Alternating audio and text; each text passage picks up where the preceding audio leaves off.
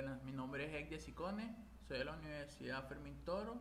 Esta es la materia de transmisión de datos. Aquí le coloco un índice que todo lo que voy a hablar en este momento. Voy a darle una breve introducción.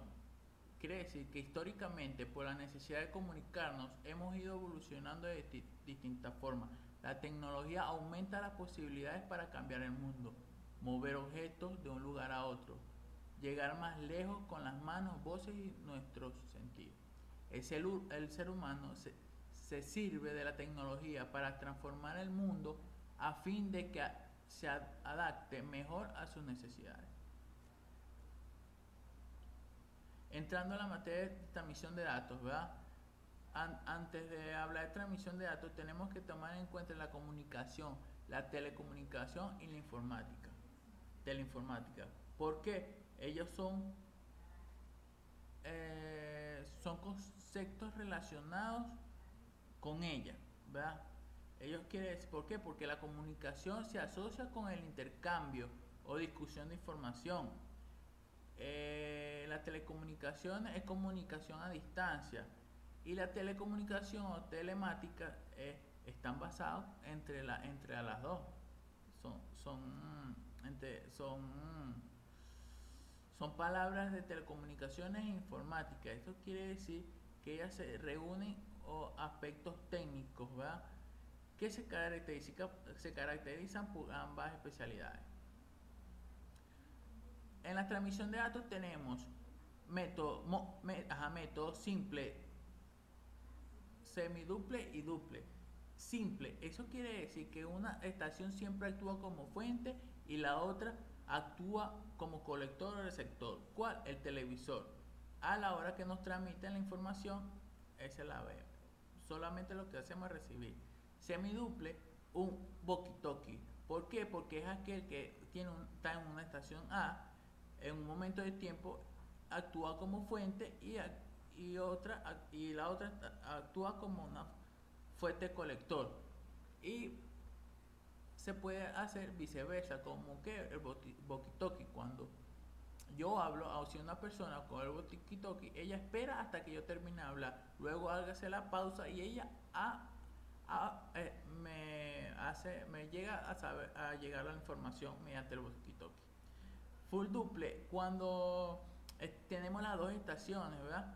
Fuente colector, que eso es transmitido y recibiendo informaciones simultáneamente, bidireccionalmente. Como cual el teléfono. Cuando yo hablo, ella me escucha y me puede hablar al mismo tiempo. Ahora tenemos modo de control de detección de errores y modo de control. ¿Cuál sería la detección de errores, verdad? ¿Por qué? Porque cuando mayor es la trama que se transmite, mayor es la posibilidad de que contengan algún error. Por eso tenemos que nuestra compatibilidad de paridad, tenemos nuestra comprobación de redundancia cíclica y de código correcto de errores. Eso quiere decir que en la comparidad se añade un bit, ¿verdad? En el bloque, como por ejemplo, si hay un número de bit par, que es el 1, se añade un 0 para hacer la paridad, y si son números impares se le añade un bit de paridad. También tenemos nuestra comprobación de redundancia, es solamente cuando en un bloque de n bits a transmitir el emisor le suma las k, es decir que es necesario para que sea n más k. El código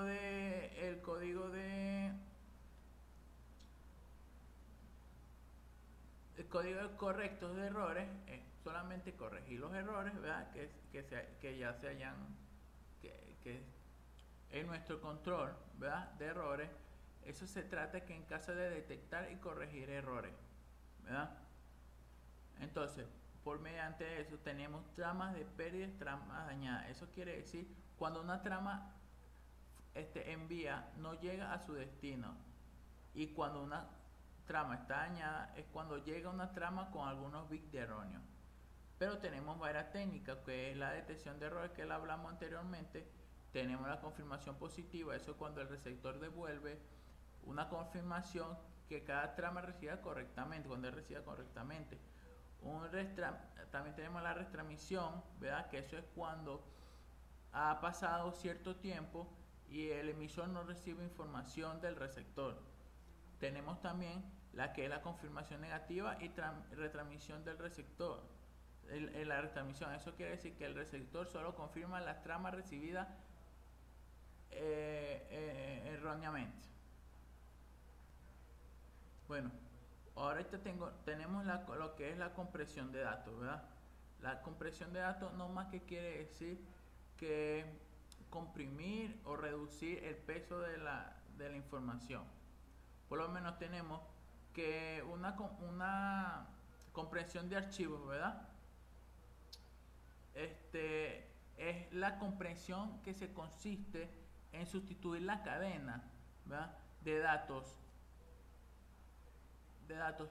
por otra más corta, como dije ahorita, cuando se guarda el archivo. Eso quiere decir que permite la reconstrucción exacta del original. Y la información original solo se recupera aproximadamente, ya que se descarta una parte de los datos a cambio de relacional. Aquí tenemos una compresión sin pérdida, ¿verdad? Esta compresión sin pérdida es cuando la información que yo transmito llega completa, es decir, que llega con todos los bits, porque por cada letra es un bit, ¿verdad? de información. Tenemos lo que es la compresión con pérdida por mediante del formato JPG, ¿verdad? Aquí tenemos una foto que llegó correctamente y aquí tenemos que llegó sin pérdida y tenemos otra foto que llega con pérdida, ¿verdad? Bueno, aquí y ahorita vamos a hablar lo que es la sistema de control o el sistema de control. Eso viene diciendo que es un formato que está formado por un conjunto de dispositivos. ¿Cuáles son? Mecánico, eléctrico, electrónico o neumático y hidromático. Ello quiere decir que el sistema de control podemos considerar que una señal de entrada actúa sobre el mismo y la señal de salida proporcionada por el sistema. Aquí tenemos en esta imagen, ¿verdad? Tenemos la señal de entrada, tenemos nuestro sistema de control y tenemos nuestra salida, ¿verdad? Eso quiere decir que es un sistema de control destinado a verificar la temperatura, por ejemplo, pues, que es un sistema para verificar una temperatura de una habitación. La temperatura es la magnitud variable que queremos controlar y para regular hay que aplicar una señal de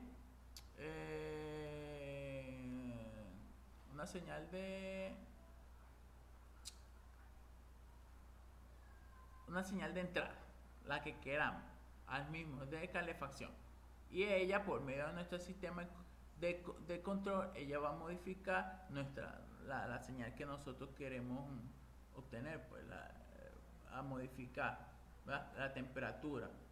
También tenemos unos tipos de sistema de control. ¿Cuáles son? Son los lazos abiertos y lazos cerrados, que son una señal de entrada que actúa sobre los elementos, ¿verdad?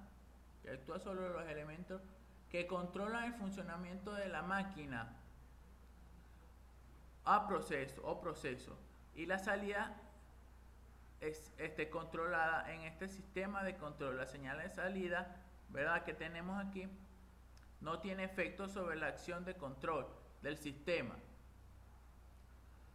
sin representación mediante este esquema.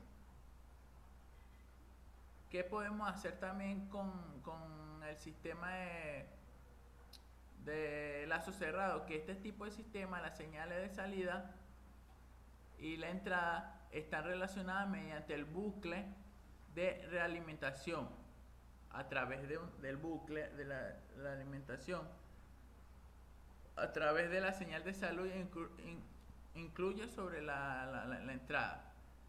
Esto por lo general, porque como tenemos un sensor, ¿verdad?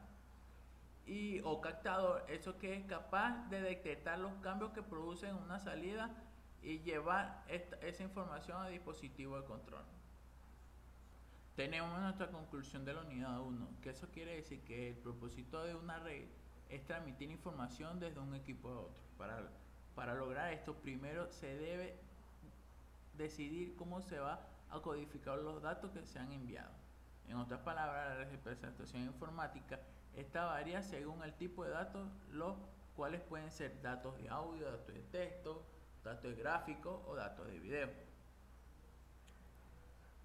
Tenemos que nuestra conmutación, ¿verdad?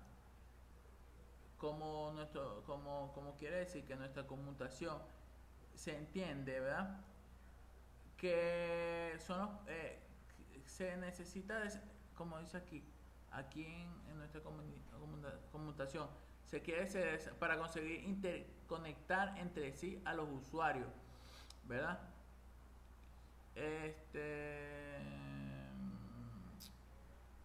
¿Cómo podemos comunicarnos mediante eso? Por una conmutación de circuito, que eso quiere decir que implica que en un momento dado hay una ruta dedicada entre dos términos. Esa ruta se compone de una secuencia de enlaces entre nodos. También tenemos lo que es conmutación de mensaje, que es cuando un terminal requiere enviar un mensaje, incorpora a este una dirección de destino. También tenemos una conmutación de paquete, ¿verdad? Que eso quiere decir que trata de combinar las ventajas de la conmutación de mensajes y circuito, minimizando las desventajas de ambas. Y tenemos, ¿verdad?, una comparación técnica, ¿verdad? Que eso quiere decir, ¿cómo te puedo decir? Que estos tres tipos, ¿verdad?, de retardo de propagación es el tiempo que requiere una señal para propagarse a un nodo a otro, ¿verdad? Vamos a hablar un poco sobre el ejemplo que tenemos aquí, ¿verdad? Aquí tenemos una conmutación de circuito, ¿verdad? Tenemos otra que es la conmutación de mensaje y conmutación de paquete, ¿verdad? Esto quiere decir, ¿verdad?, que esos circuitos, esos tres, la conmutación, ¿verdad?, que son métodos de circuito virtual conmutado desde un punto de vista cualitativo. Eso quiere decir que un terminal emisor para enviar un bloque de información y retardo nodal, que es un tiempo requerido en un nodo para conmutar la información. Tenemos que la cola es una formulación matemática por la optimización de un sistema en que interactúan dos procesos normalmente aleatorios, ¿verdad? Tenemos que, cuando habla la primera ley de Happer, dice que no importa en qué cola se sitúe la otra, siempre avanzará más rápido. Y la segunda ley de Happer dice, y se cambia de cola, aquella en que estaba el principio empezará a ir más deprisa, ¿verdad? Aquí tenemos, tenemos nuestro sistema de cola, ¿verdad? O modo de formación de cola. Ello quiere decir que se forma debido a un desequilibrio temporal entre demandas del servicio, ¿verdad?, y la capacidad del sistema para suministrarlo. Esta formación de cola se habla de clientes tales como máquina dañada a la espera de rehabilitarse.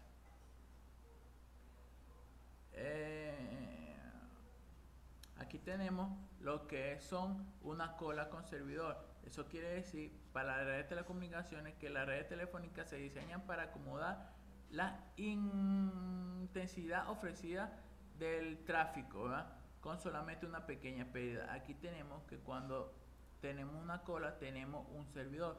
Cuando tenemos una cola podemos tener multiservidor. Cuando tenemos tres colas podemos tener opciones, varias colas, podemos tener varios servidores. Sin más nada que decir, muchísimas gracias.